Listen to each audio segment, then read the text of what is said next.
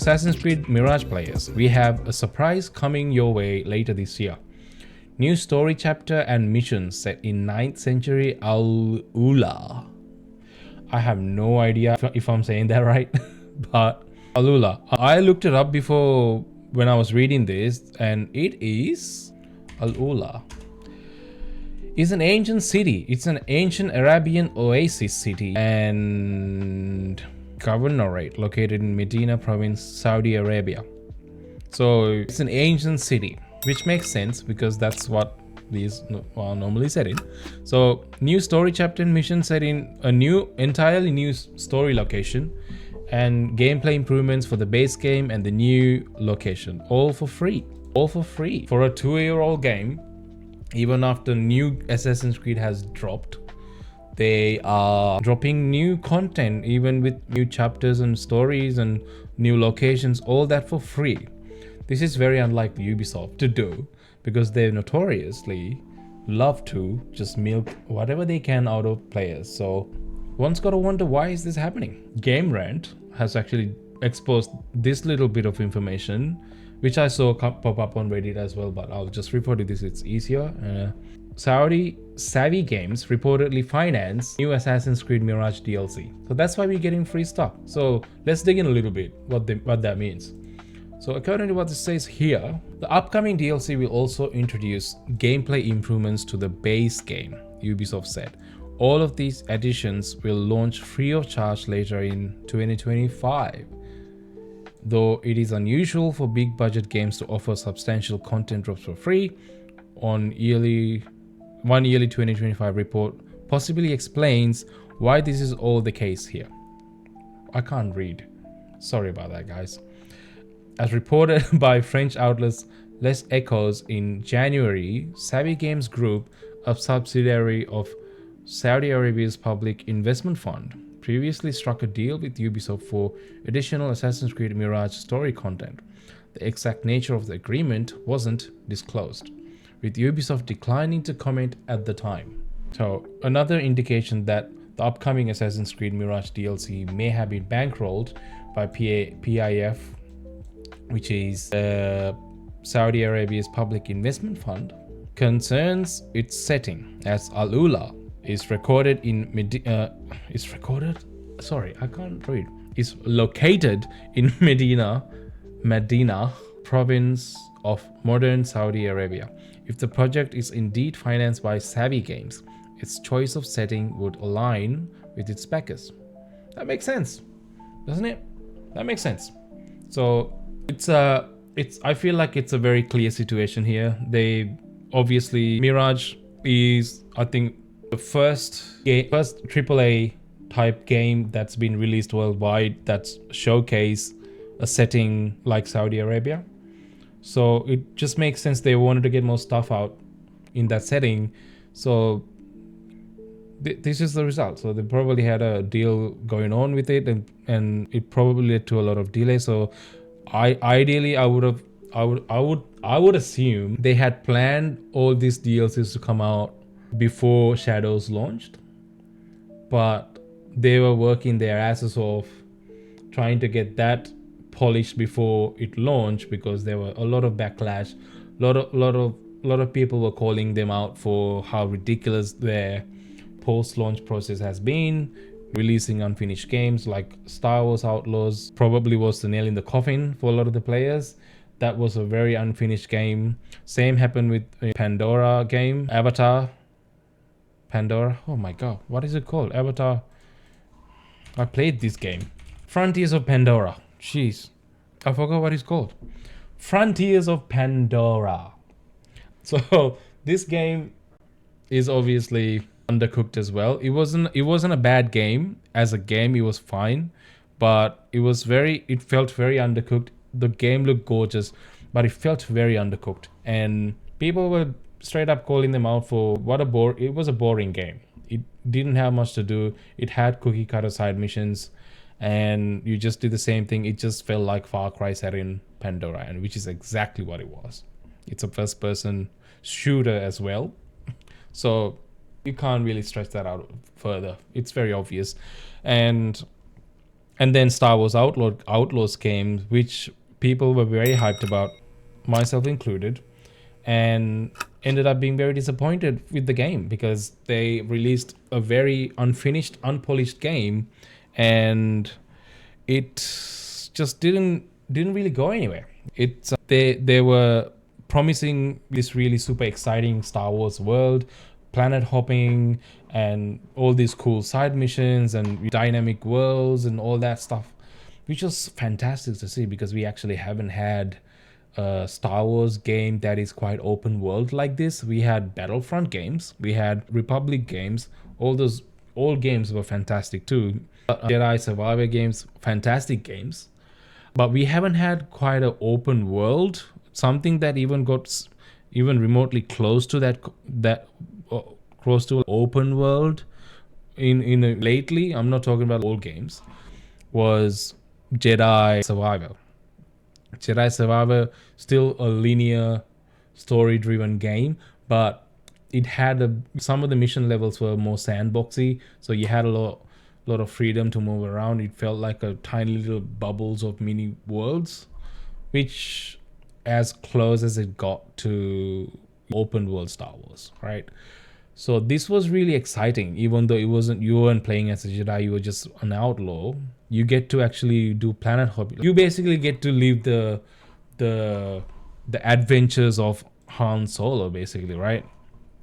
I was very happy to see a game like this being made because this was basically everything that I wanted from a Star Wars game. And it looks super exciting, even though this whole video they released was kind of crap and people noticed how shitty it looked in some cases and started calling out for it. Literally in some shots looked like a PS3 game, but that ended up being because of IGN's notorious encoder issues, and they compressed the heck out of this video and this ended up making it look bad, which is the case with a lot of the IGN videos. But anyway, other than that, this was gameplay wise, it had some cool concepts, cool mechanics. The worlds were really beautiful to look at, and when the game launched it was fine, but the core gameplay loop was really bloody boring. There was not a lot to do and it felt undercooked. And you see even here, right? Like you see this thing popping out, and I forgot what it's called. Sarlacc. So you have these sarlaccs in the sands that can chase after you. And it plays out like it's something that could be a gameplay mechanic that could really play into you being chased by a sarlacc or whatever. But it doesn't really happen.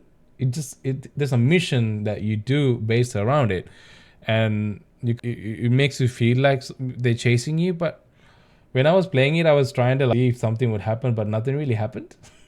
It didn't materialize into anything that substantial in terms of a gameplay. It's just a bunch of sound effects. So anyway, that was the least of the problems. Other than that, the gameplay structure, the mission structures, and everything just felt repeated, just cookie cutter, and it ended up being quite boring. And they could have done something really cool with it. Technically, it was great. The game actually ran pretty well. The planet hopping was fantastic. They've done really well. Even Starfield couldn't pull it off, right? But they had seamless taking off the planet and going into the next planet, and all that system nailed down correctly, and it was fantastic to see. You could seamlessly just go into space and go to another planet. It was really beautifully done. So it had potential, but they went all the way up to like 85%, 90% of the game, and then just gave up in the last 10%, and it just didn't end up being a great game. So people were calling them out for it, and they were doing a lot of hot fixes at post launch, and they keep fixing it. And now they actually had a couple of major patches to the game. The game is substantially a different game now, much more improved. It's still not a great game. You can't really save it from that. But if it was a 6 before, it's a solid 7.5 now, which is fantastic. But it came late. This is ultimately a single player game, and people buy this to play by yourself. It's a story that you ultimately finish the story with and then finish playing.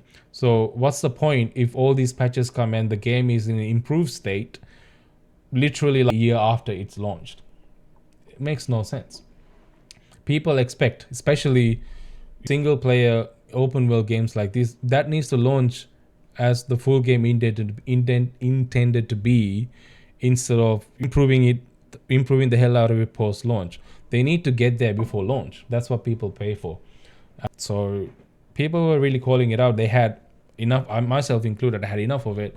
When Assassin's Creed Shadows were dropping, people got worried. People got really worried. Like, this is gonna happen to Assassin's Creed as well. So they were like, if you release Assassin's Creed Shadows like you did with Outlaws, we're just not gonna buy it. And they actually got really scared because this didn't sell well. This actually didn't sell well, and they were banking on this to sell hotcakes because it's a Star Wars IP. Of course it should, right? Theoretically, Star Wars sells like hotcakes, but it didn't because it had so many issues at launch. People just missed it, and now it's as good a time as any to jump into the game, but it's not really. It's kind of too late, and people who gave it a miss at launch, most of them probably not gonna care about it now. So I think they kind of missed that opportunity by doing a shit release. And so that's what happened with Star Wars, and that's why they had to focus on. I went on a tangent there, sorry. But now this is the reason why they had to put all their might and effort into polishing up Shadows before it launched. And they did maybe 85-90% achieve that at launch. I think it would have actually released terribly, but because of all the callbacks and people calling them out, forced them to actually delay the game further and then actually polish it up before they launched it. And they did end up, as a result of that, launching it in a pretty good state. I played it at launch. It actually didn't have any issues and no bugs, no crashes or anything. Maybe one crash for the whole playthrough I had, but other than that, it didn't have any notable issues. It played really well, no technical issues. The only holdback for the game itself is just that cookie cutter Ubisoft formula. That's pretty much it. It's just an Assassin's Creed game. I think it was a step in the right direction as Assassin's Creed franchise. You know, what they did with Odyssey, which was a complete departure from what an Assassin's Creed game should be, and then Assassin's Creed Valhalla, despite doing really well, it still wasn't an Assassin's Creed game. It was a great RPG, but it wasn't what you call a classic Assassin's Creed experience, right? And that was a real issue because people really wanted this to be a proper Assassin's Creed game. It just made, I think also because the whole setting of this being in feudal Japan, it was something a lot of the Assassin's Creed fans wanted for a long time. I remember playing as Ezio all the way back in AC2. Like, I was hoping eventually they would go to somewhere like Assassin's Creed, somewhere like feudal Japan, because feudal Japan would be a great setting for something like Assassin's Creed. It literally have shinobis, ninjas that actually are assassins, and it was a no-brainer to actually have Assassin's Creed story set in that time of history. But it took this long for them to actually do a story set in that era. And now that it's coming out, expectations were naturally high, right? People really wanted something great from the franchise because Valhalla, while it was a great game as an RPG, it did have a lot of your usual Ubisoft bloating, just the bloat missions, filler missions, and basically same thing, just repeating every now and then.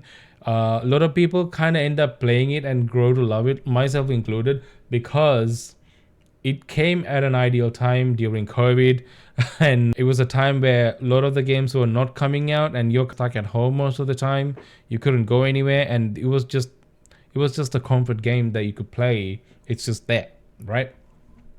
So in that sense, a lot of people just stuck to it, and it was something that you just kept on playing.